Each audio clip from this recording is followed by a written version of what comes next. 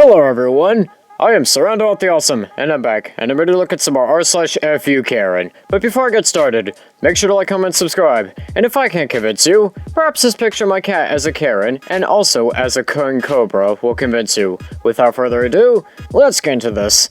So this first post here says, Karen parked outside the lines, but left this note on my car.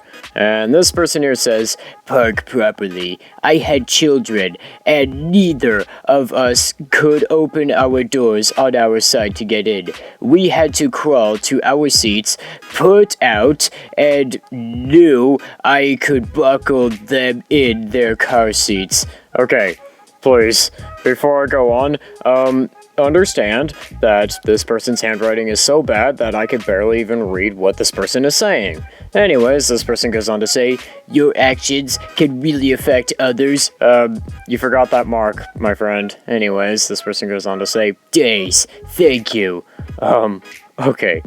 Due to how hard this was to read, I think this person could also work on their handwriting. Maybe spend a little more time on that note, and probably spend a little bit more time on, say, your parking skills. Anyways, I'm gonna give you a 40 out of 50, because you have two things you need to work on, and I really think you could see just how hard this was to read. I could barely even read it myself. And this next post here says, Karen leaves 1-star review after trying to use a voucher for a different restaurant. And this person here says, rigged to book with a Groupon voucher, said they didn't do them anymore, told them we bought it from Groupon. He said okay, then the date arrived today, told the waitress we had the voucher, ordered the 2 courses, voucher entitlement, plus sides, desserts, and multiple drinks each. Went to pay and was told the voucher was not for that restaurant, but for the one over on Ode Day. And I don't know how to pronounce it. Anyways, this person goes on to say, asked him if he was the same company, which he denied. Asked what the solution was, and he said there wasn't one, and we had to pay full price, which was over $100, only expecting about 40-ish. Not once did he ask to check the voucher, even though they admitted themselves they don't actually do the voucher anymore. Not once did he even offer a token offer or dessert free or similar. Ended up paying the full price, but will not be returning. Service was slow, had to call for attention many times, portions were hit or miss, some meals are far better values than others, customer service was dreadful. Okay, you do realize that some things that, they can't do, like, say, do a voucher for a different company, which, by the way, they can't do. You realize that, right? I mean, I get it, this can be annoying. Trust me, I've worked with call centers and those things suck, but I'm gonna give you, like, a 40 out of 50. You need to understand that they really can't do some things, and there's just nothing you can really do about it. This next post here says, Karen's final form, and this person here says, attention homeless, tents and belongings on the sidewalks will be burned with gasoline and propane canisters. Yeah, arson. That's the way to go apparently.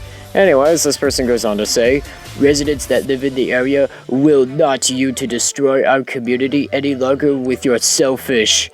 And yes, that is actually how the sentence goes, word for word. Anyways, this person goes on to say, you have 7 days to comply. This is a serious warning to the homeless in the area. Leave now or suffer the consequences of your selfish addiction. Insight, the safe injection site will be the first building to be burned down if the homeless and addicted human do not leave the area in the 7-day period. Last and final promises. Okay. 1. I think you needed to do a serious proofread, like a few proofreads and few rewrites. And 2, you really think arson's the way to go?